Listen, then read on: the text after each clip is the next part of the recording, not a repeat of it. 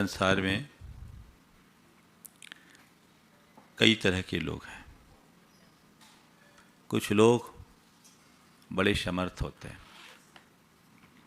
और कुछ लोग हैं जो कमज़ोर होते हैं।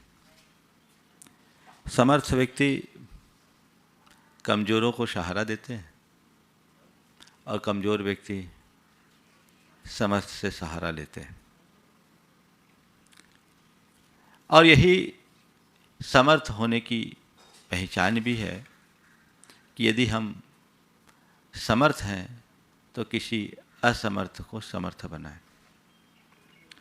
लोग जिनके साथ भावनात्मक जुड़ाव रखते हैं उनके साथ हमेशा सहयोग मूलक दृष्टिकोण रखते हैं। जब भी ज़रूरत पड़े उनके सहयोग के लिए खड़े होते हैं। लेकिन हमारे देश में एक बहुत अच्छी व्यवस्था बनी कि लोग व्यवसाय में भी एक दूसरे को सहयोग दें और व्यवसाय में सहयोग देने के लिए एक परंपरा विकसित हुई, वह ऋण लेने की। आज ऋण की बात मैं आप सबसे कर रहा हूँ। ऋण ऋ की बात है, ऋ से ऋण लेने की। जरूरत पड़ने पर जरूरतमंद किसी समर्थ व्यक्ति के पास जाकर ऋण लेता था और समर्थ व्यक्ति उसे उदारतापूर्वक ऋण देता था। इसलिए हमारे देश में ऋण देने वालों के लिए एक शब्द का प्रयोग किया गया, साहूकार। यानी जिसका साधु कार्य हो, जिसका श्रेष्ठ कार्य हो, वो साहूकार है। जरूरत पड़ा, मेरे पास पैसा है तो मैं अगले को दे रहा हूं, उसका काम चले। आज 4 बातें आप सबसे करूंगा ऋण के संदर्भ में। हमारे सामने 4 तरह के लोग हैं। एक वे जो ऋण लेते हैं, दूसरे वे जो ऋण देते हैं, तीसरे वे जो ऋण चुकाते हैं और चौथे वे जो ऋण उतारते हैं। अगर नकारात्मक संदर्भ में देख ले तो इसको ऐसा कह दो, चौथों को पहले ये ले लो, ऋण उतारने की चर्चा बाद में। चौथे वे जो ऋण खा जाते हैं, लेने के बाद देने का नाम ही नहीं। सबसे पहली बात ऋण लेने की बात। संत कहते हैं जीवन की कुछ ऐसी व्यवस्था बनाओ कि कभी तुम्हें किसी से कर्ज लेना ही न पड़े, ऋण लेना ही न पड़े। और यदि किसी परिस्थितिवश तुम्हें ऋण लेना पड़ा हो तो जब तक चुकाओ नहीं तब तक चैन से मत बैठो। हमारे यहाँ एक कहा गया कि कभी कर्ज मत लेना, ऋण मत लेना, क्योंकि ऋण को कभी कम मत समझना। जैसे एक नन्ही सी चिंगारी बढ़कर दावा नल बन जाती है, वैसे ही छोटा सा ऋण भी पूरे जीवन भर उसके बोझ से दबा देता है। तो पहली कोशिश करो कि कभी किसी से ऋण लेना ही ना पड़े, और लेना पड़ा है तो उसे जितनी जल्दी संभव हो चुकाने की कोशिश करो। आजकल लोगों में ऋण लेने की प्रवृत्ति बढ़ गई और एक परंपरा विकसित हो गई कर्जा लेके घी पीने की। लोग अनाप शनाप खर्चे करते हैं।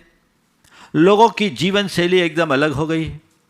आय के साधन लोगों के पास कम और खर्चे जब अधिक होते हैं तब व्यक्ति के सामने अनेक तरीके से पैसा एकत्रित करने का सवाल खड़ा होता है और उसमें फिर लोग एक दूसरे से पैसा उधार लेकर कर्जदार बन जाते हैं। और कई ऐसे भी कर्जदार होते हैं जो जीवन भर उस बोझ से दबे रहते हैं। ऋण लो कब लो? जब तुम्हारे ऊपर घोर विपत्ति हो, तभी ऋण लेना चाहिए।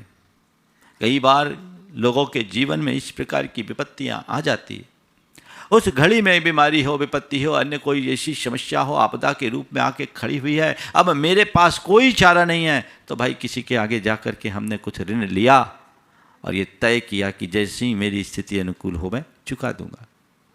ये तो ठीक, लेकिन आजकल तो कर्जा लेकर के ही व्यापार किया जाता है।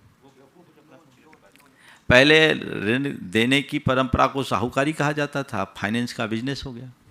अब सब कुछ लोन पर। आजकल तो सब कुछ लोन पर है। बच्चा पैदा करने के लिए भी लोन होता है।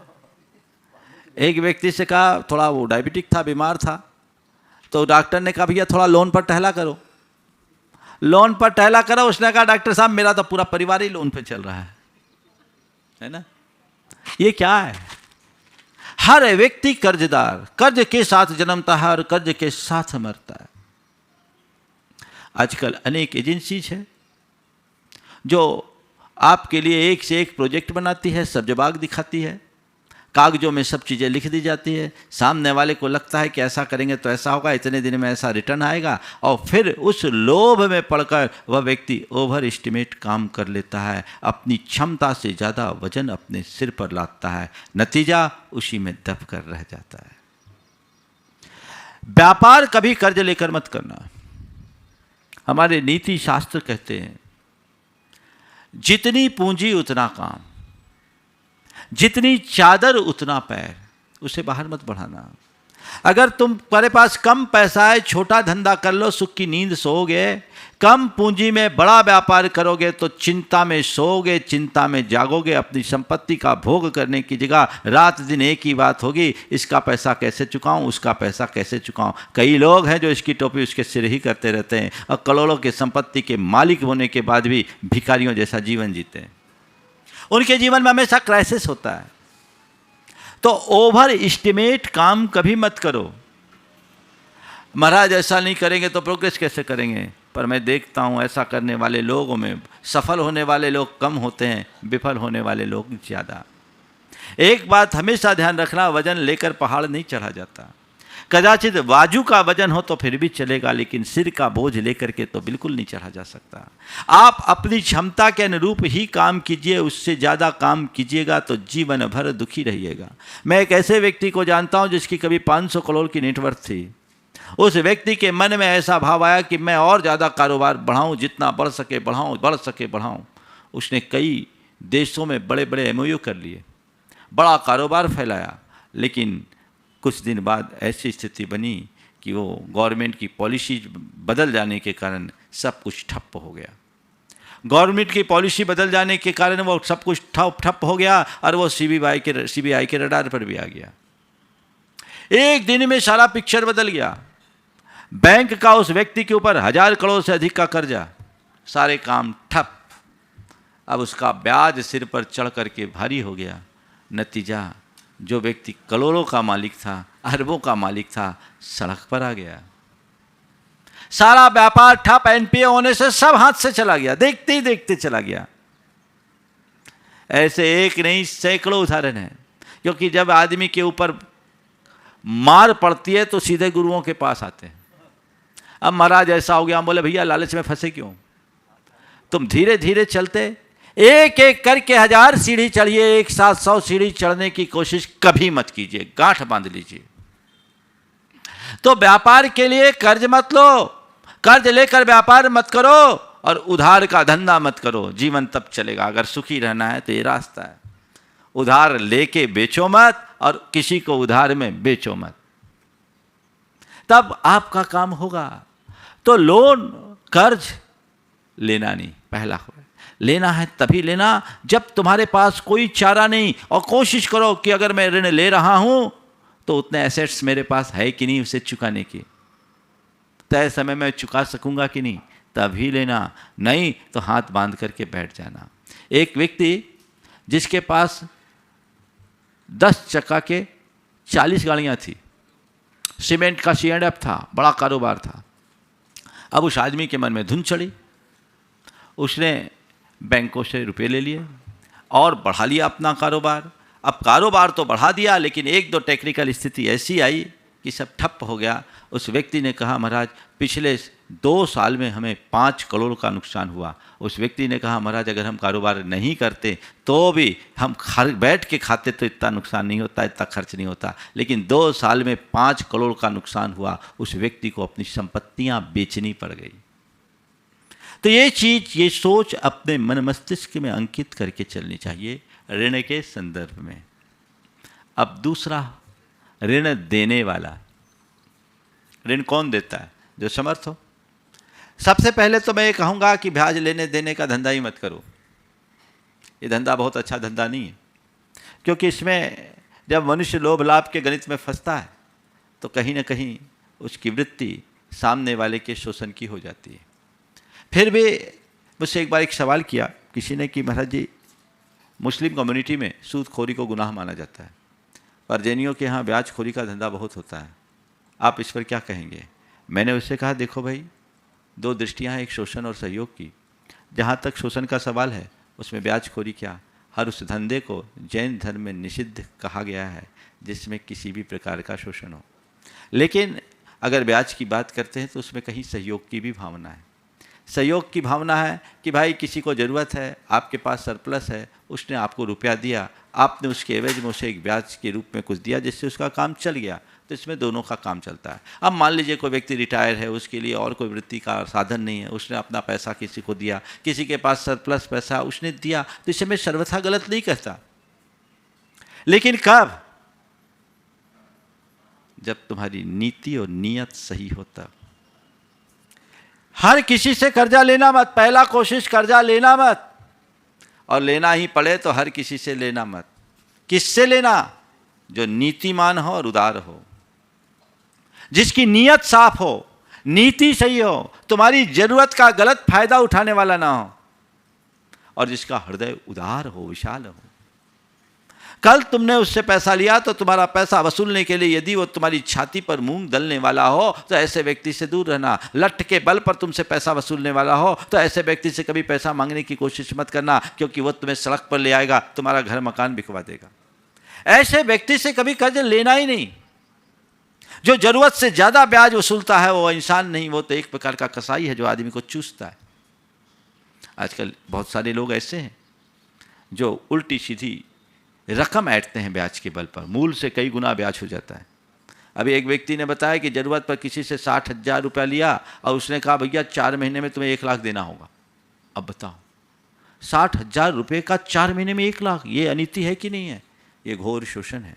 और ऐसे आदमी के साथ दूरी रखो, कभी ऐसे व्यक्ति के पास जाना नहीं, और जाओ तो ऐसे व्यक्ति के पास, उदार व्यक्ति के पास जाओ कि कदाचित देख लें तुम्हारी परिस्थिति खराब हो तो तुम्हारे कहे बिना वो तुमसे कह दे भैया कोई बात नहीं, चिंता मत करो, धीरे धीरे जब होगा तब चुका देना, ब्याज मैं तुम्हें छोड़ता हूं, तुम धीरे धीरे कर लेना। ऐसे उदार व्यक्ति का सहयोग अगर लोगे तो फलेगा।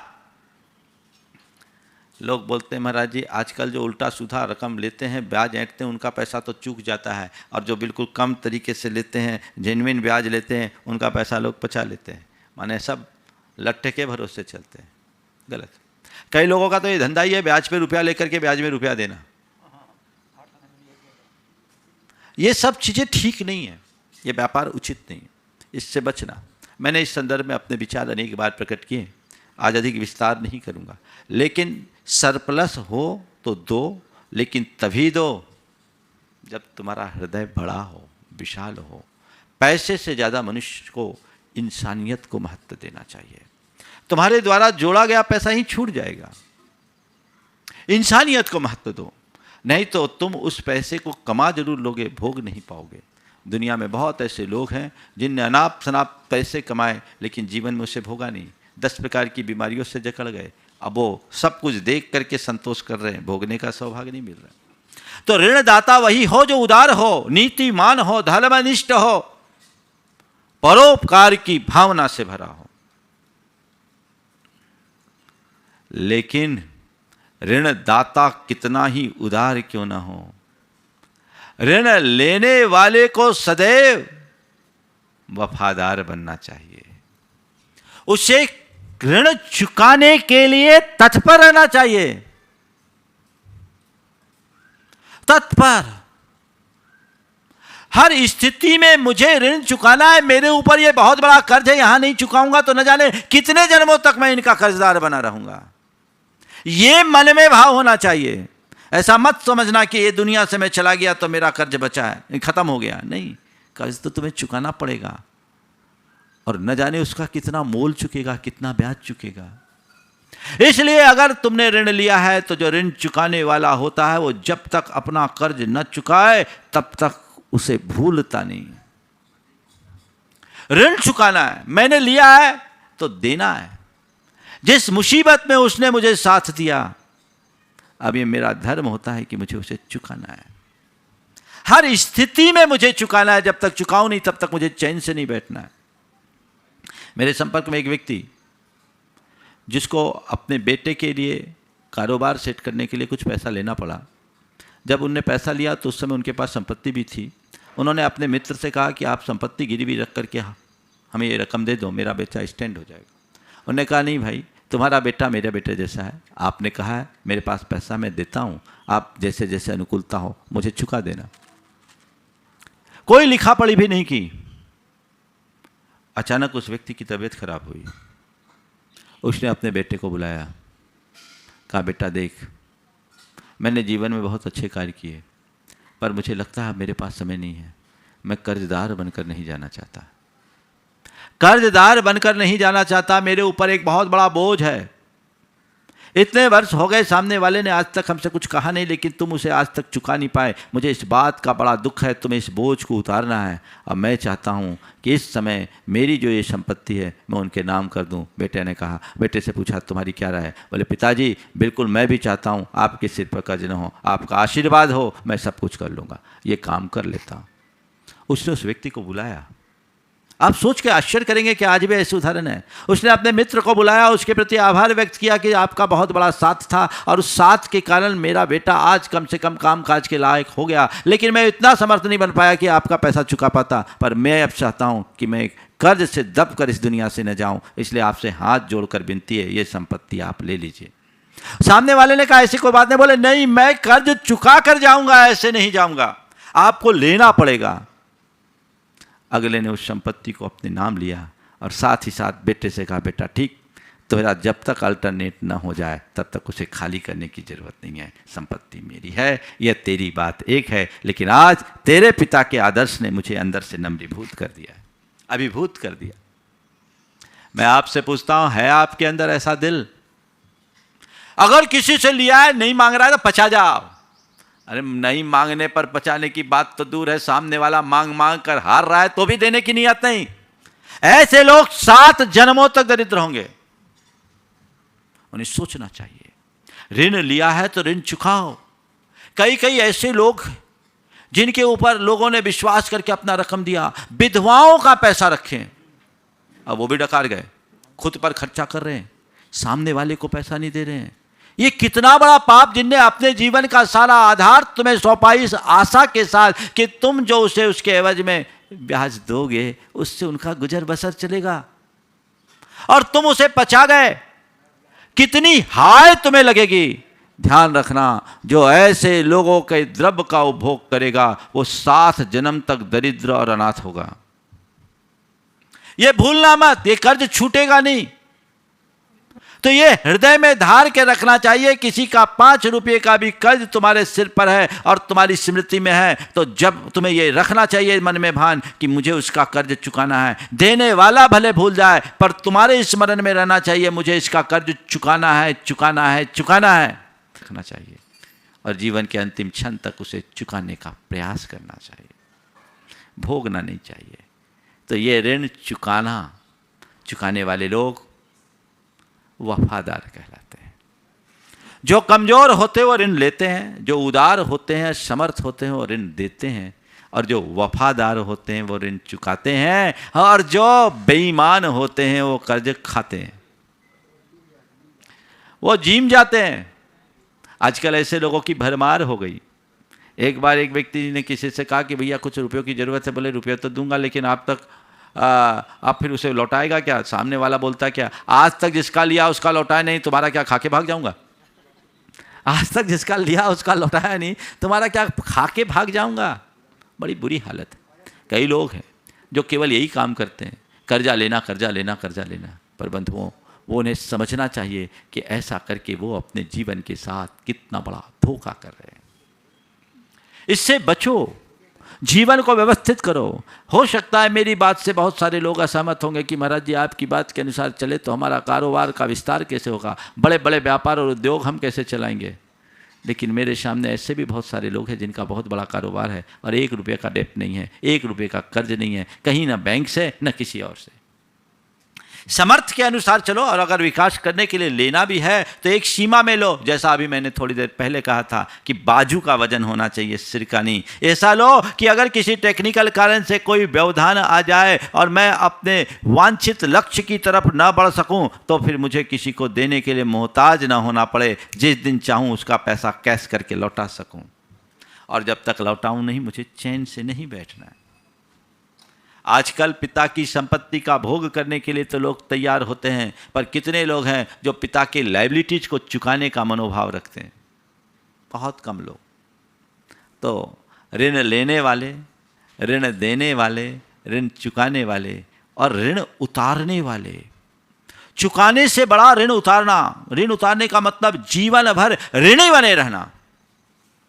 जीवन भर ऋणी दो सेंस में, एक तो कर्जा लेकर के बैठा रहा, भोग लिया, एहसान फरामोश हो गया, वो नकारात्मक दृष्टि है। लेकिन ऋणी बने रहना, किसी ने जरूरत पर तुम्हें थोड़ा सा भी सहयोग दिया तो पूरे जीवन उसके प्रति कृतज्ञ बने रहना, उसके प्रति कृतज्ञ बने रहना। और ये सोचना आज मैं जो कुछ हूं इसकी वजह से हूं, इनका मुझ पर बड़ा ऋण है। यदि उस वक्त में इन्होंने मुझे सहयोग नहीं किया होता तो आज मेरी स्थिति क्या होती? सोचते हो? मेरे संपर्क में एक बड़े उद्योगपति, आज बहुत संपन्न, समर्थ, उदार व्यक्ति, वो एक सज्जन मिले, उनसे परिचय कराया और परिचय करा करके कहा, महाराज जी, हमारे सामने परिचय, इनका हमारे परिवार पर बड़ा ऋण है। हमारे पिताजी जब आए थे तो सबसे शुरुआत इनकी गद्दी से ही की थी। उस समय हमारी कोई हैसियत नहीं थी। आज महाराज हम जो कुछ भी हैं इनकी कृपा से हैं। दोनों हाथ जोड़े, आंखों में आंसू आ गए। और अगर स्टेटस देखा जाए तो वो ऐसे और ये ऐसे, जमीन आसमान का दोनों में अंतर। एक व्यक्ति बहुत बड़े इंडस्ट्री का मालिक है और एक व्यक्ति एक किसी के यहाँ नौकरी कर रहा है। अंतर इतना बड़ा है, लेकिन जो व्यक्ति उदार होता है, जो व्यक्ति के हृदय, जिस व्यक्ति का हृदय कृतज्ञता के भाव से भरा होता है, वो हमेशा ऋणी रहता है। अपने मन से पूछो, तुम्हारे मन में ऋण उतारने का भाव है? कृतज्ञ होने का मतलब उस व्यक्ति के प्रति हमेशा श्रद्धा का भाव रखना, ये मेरा उपकार किया, ऐसा भाव रखना, और हमेशा उसके प्रति सकारात्मक सोचते हुए जब जरूरत पड़े सहयोग के लिए खड़े रहना। ऋण उतारने की बात तो ये। मैं आपसे पूछता हूँ, आपकी स्थिति क्या है? चार में ऋण लेने वाले में हो या देने वाले में? ऋण चुकाने वाले में हो या ऋणी बने रहने वाले में? ऋणी निगेटिव सेंस में बने वाले हैं खूब, हाँ हम तो कोई दिक्कत नहीं, कर्जा है सो है। नहीं, हमें ऋण उतारना है। आपको पता है हम पर किनका किनका ऋण है? किनका किनका ऋण है? हम पर बहुत सारा ऋण चढ़ा हुआ है। और किनका किनका ऋण है? जिनका ऋण हमें उतारना चाहिए और उनके प्रति पूरे जीवन कृतज्ञ बना रहना चाहिए। पता है, सबसे पहले माता पिता का। तुम्हारे जीवन में कितना बड़ा ऋण है, कभी सोचे? आज तुम जो कुछ भी हो किसकी कृपा से हो? हाँ, किसकी कृपा से? माता पिता की कृपा से ना। तुम्हारे शरीर का एक एक बूंद खून उनकी कृपा का प्रसाद है। आज के बच्चे जब अपने माँ बाप से जवान लड़ाते हैं तो बड़ा आश्चर्य होता है। और जवान लड़ाने की बात तो ठीक, आज के बच्चे पढ़ लिख करके अपने आप को इतना योग्य समझने लगते हैं कि उन्हें अपने माँ बाप ही अयोग्य दिखने लगते हैं। नहीं, अरे जिन्होंने तुम्हें पढ़ा लिखा कर योग्य बनाया, उनके उपकारों को तुम कभी चुका ही नहीं सकते। शास्त्रकार कहते हैं, इस धरती के समस्त रचकन और समुद्र के सारे जलकन को एकत्रित कर लिया जाए तो भी माँ बाप के ऋण को चुकाया नहीं जा सकता। अपने मन से पूछो कि क्या मैं अपने माता पिता का ऋणी हूं? महसूस करते हो?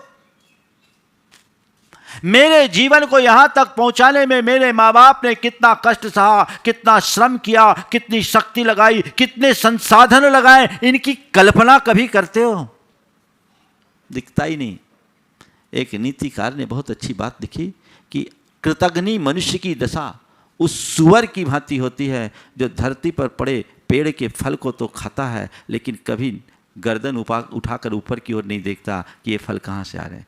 सूकर एक ऐसा प्राणी है जिसकी गर्दन कभी ऊपर नहीं उठती, ऊपर देख ही नहीं सकता। फल खा रहा है, जड़ को खोद रहा है, लेकिन ये कहाँ से आ रहा है पता नहीं। अरे आज तुम जो कुछ भी भोग रहे हो वो उन्हीं के कारण है, तो उनके ऋणी बने रहो। और एक बात बताऊं, कर्ज तो उतार नहीं सकते, पर उतारने की भावना तो रख सकते हो, रखना ही चाहिए। कैसे उतारो माँ बाप का ऋण? अपनी सेवा से उन्हें प्रसन्न रखकर, नंबर 1, अपनी सेवा से उन्हें प्रसन्न रखो, उन्हें उपेक्षित और तिरस्कृत मत करो। माँ बाप को घर में रह करके कभी ऐसा नहीं लगना चाहिए कि मेरा तो कोई है ही नहीं, जरूरत पड़ने पर कोई पूछने वाला ही नहीं। आजकल तो ऐसा ही हो रहा है, माँ बाप को भी अनाथ आश्रम, वृद्धाश्रमों में जाना पड़ रहा है। एक युवक ने अपने पिता को वृद्धाश्रम छोड़ा, लौटते समय पूछा, कहा पापा आपको मुझे कुछ कहना है? हाँ बेटा, आज तो मैं यही सोच रहा हूँ कि आज से 30 बरस पहले मैं तुझे अनाथाश्रम छोड़ दिया होता तो आज मुझे वृद्धाश्रम नहीं आना पड़ता। 30 बरस पहले मैंने तुझे अनाथाश्रम में छोड़ दिया होता तो आज मुझे वृद्धाश्रम में नहीं आना पड़ता। आजकल लोग माँ बाप की सेवा नहीं करते, ढंग से उन्हें भोजन नहीं करते, उनके वस्त्रों की व्यवस्था नहीं करते, उनके सुख सुविधाओं की व्यवस्था नहीं करते, उन्हें 10 तरह के ताने सुनाते हैं। ये घोर कृतज्ञता और नीचता के उदाहरण है। अपनी सेवा से उन्हें सतत प्रसन्न रखो, उन्हें किसी भी प्रकार के अभाव और अल्पता का एहसास न होने दो। दूसरा, अपनी उपलब्धियों का श्रेय उन्हें देकर, तुम कुछ भी पाओ, कुछ भी तुम्हारे लिए अचीवमेंट हो, कोई भी उपलब्धि हो, सबसे पहले अपने माँ बाप के पास जाओ, उनके चरण छू करके रज अपने माथे पर लगा और कहो ये आपकी कृपा से मिला है, ये सब आपका है, आपकी कृपा से मिला है। माँ बाप को कितनी खुशी होगी। आजकल तो ये देखने में आता है कि माँ बाप को भी गांव से पता लगता है, बेटा नहीं बताता, अपनी बीवी को जरूर बताएगा। वो बीवी के मोह में माँ बाप को भी भूल जाता है। मैं मानता हूँ बीवी का स्थान है, पत्नी का स्थान है, उसे मिलना चाहिए, लेकिन माँ बाप का स्थान कभी भूलना नहीं चाहिए। उनका अपना स्थान है, तब ठीक होगा। तो अपनी उपलब्धियों का श्रेय माता पिता को देकर, फिर अपने आचरण और व्यवहार से उनका यश बढ़ाकर, कर्जा उतारने का तरीका है। जो कुछ भी करो उनको श्रेय दो और उनके नाम से करो। ऐसा करो कि सब जगह तुम्हारे आचरण से तुम्हारे मां बाप का नाम हो। ऐसा करोगे ना तो तुम कर्ज उतारोगे, और कर्ज उतारने के साथ साथ एक है कि आने वाली पीढ़ी को तुम कर्ज भी दे पाओगे। जो तुम करोगे वही अपनी पीढ़ी को सिखाओगे, जैसा तुम करोगे आने वाली पीढ़ी उसका ही अनुकरण करेगी। परंपरा ऐसे ही चलती है। और चौथी बात, उनके आध्यात्मिक उन्नति में सहयोगी बनकर। यह तुम्हारी कर्तव्य परायणता है। आपने अपना दायित्व तो पूरा कर लिया, आपने खूब व्यापार धंधा कर लिया, घर गृहस्थी संभाल लिया, अब आप तो आनंद से अपना धर्म ध्यान करो। आपके सारे सुख साधन जिमाने की जिम्मेदारी मेरी है, अब आप फिक्र मत करो। अरे बाबूजी आप चले जाओगे दुकान में कौन बैठेगा, आपके बिना हमारा क्या होगा, माँ आप चले जाओगी तो बच्चों को कौन संभालेगा। नौकर है क्या, तुम्हारे माँ बाप है। उन्होंने तुम्हें पाल पोस कर बड़ा कर दिया, खड़ा कर दिया, सब कुछ कर दिया और तुम्हारे लिए सारा आधार दे दिया। तो अब तुम्हें क्या चाहिए? उनके जीवन के उद्धार का पथ प्रशस्त करो, धक्का मार कर नहीं। कई लोग सोचते हैं हमारे माँ बाप है, अब चलो यहाँ घर में बोझ हो गए, कोई आश्रम में छोड़ा है। वो नहीं, सामने वाले को खुद अपने भीतर वैराग्य से संपन्न होना चाहिए और संतान को उनके आत्मा के हित की चिंता करते हुए उस तरफ तत्पर रहना चाहिए। तो ये 4 साधन है माँ बाप के ऋण उतारने के। दूसरा ऋण गुरु का। गुरु ने, माँ बाप ने जन्म दिया, गुरु तुम्हें जीवन देते हैं, जीवन की दिशा देते हैं। तो जीवन की दिशा देने वाले गुरु का ऋण कभी भूलना नहीं, हमेशा उनके प्रति कृतज्ञ रहना और अपने आचार व्यवहार से गुरु के गौरव को बढ़ाना ही गुरु का ऋण चुकाने का एक लघु प्रयास है। सब कुछ वार देने के लिए तत्पर हो जाए। गुरु ने मुझे जो कुछ दिया वो मेरे जीवन की अप्रतिम उपलब्धि है, वो बहुत है। ये सब चीजें तो बहुत तुच्छ है। तो गुरु का ऋण कभी भूलना मत, गुरु के प्रति कृतज्ञ रखना और हमेशा अपने आप को गुरु के प्रति समर्पित रखना। तीसरा, जीव का दाता का ऋण। जिसने तुम्हारे जीवन के लिए कोई आधार दिया, ऐसे जीव का दाता, जीवन के लिए आधार दिया, जिनके यहाँ तुम नौकरी किए, जिनके साथ व्यापार किए, जिनने तुम्हें दुकान दिया, जिनने तुम्हें मकान दिया, जिनके कारण तुम आज पांवों पर खड़े हुए हो, उसके प्रति जीवन भर कृतज्ञ बने रहना। कभी उनके नुकसान की कल्पना भी मत करना। एक नेक इंसान की ये पहचान है, उसे भूलना मत। कर्जदार मत बनना, उनके लिए अच्छा करना, अच्छा सोचना, क्योंकि अगर समय पर वो हमें साथ नहीं देते तो हमारा क्या होता है। आजकल ऐसी सोच लोगों की नहीं है, और इसी विकृत सोच के परिणाम स्वरूप लोग अपना पतन करते हैं। उनकी उदारता खंडित होती है, जीवन में उन्नति जैसी चाहिए वैसे नहीं होती। कदाचित लोग आर्थिक रूप से फिर भी समुन्नत हो जाए, लेकिन भावनात्मक रूप से वे लोग बड़े रुग्ण होते हैं, और इस भाव में तो दुख पाते ही हैं, भाव भाव में दुख पाना पड़ता है। और चौथा ऋण है धरती माता का। है कि नहीं तुम पर कर्ज? इस धरती का पानी पीते हो, धरती में उगे अनाज को खाते हो, और हर पल इस प्रकृति की सांस लेते हो। तुम्हारे जीवन पर इसका ऋण है कि नहीं? बोलो।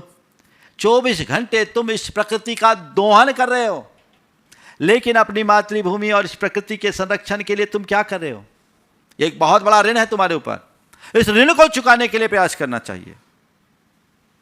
ऋणी बने रहो, और जब कभी प्रकृति पर संकट आए, धरती पर संकट आए, मातृभूमि पर संकट आए, तो अपना खजाना उदारतापूर्वक खोल दो। ये धरती माँ, मातृभूमि या प्रकृति के प्रति ऋणी बने रहने का उदाहरण है। लोग कभी सोचते नहीं। ऐसे एक ऋण है समाज का ऋण। हमारे जीवन के निर्माण में समाज की बहुत बड़ी भूमिका है। अगर मैं सामाजिक संस्कारों और सरोकारों से जुड़ा नहीं होता तो आज लुच्चा लफंगा बन करके फिरता रहता। तो मेरे जीवन के निर्माण में समाज की जो महती भूमिका है, उसे मुझे कभी भूलना नहीं चाहिए। मेरे जीवन को आगे बढ़ाने में भी समाज का बड़ा योगदान हो सकता है, लेकिन मेरे संस्कारों की सुरक्षा समाज के कारण है। इसलिए मुझे चाहिए कि मैं सामाजिक संहिताओं को सुरक्षित रखूं, अपना आचार व्यवहार समाज के अनुरूप रखूं, और समाज के विकास में बढ़ चढ़ करके हिस्सा लूं। मेरे संपर्क में एक सज्जन से बहुत लब्ध प्रतिष्ठित एडवोकेट, एक बार किसी कार्य की बात की, उनकी आंखों में आंसू आ गए। बोले, महाराज मेरे ऊपर समाज का बड़ा ऋण है, आज मुझे समाज की सेवा के लिए आप अवसर दे रहे हैं, मेरा हृदय बाग बाग है। महाराज मुझे मौका मिल रहा है कि मैं इस ऋण को चुका रहा हूँ। ये भाव रख के जो समाज सेवा करेगा वो शुद्ध समाज सेवा करेगा, वहाँ राजनीति नहीं आएगी। तो हमारे अंतरंग में ऐसी दृष्टि हो तो हम ऋण चुका सकेंगे। तो मैं आपसे कहता हूँ, ऋण लेने और देने की नौबत ना आए, लेकिन ऋण चुकाने और ऋण उतारने में हम कभी पीछे न रहें। समय आप सबका हो।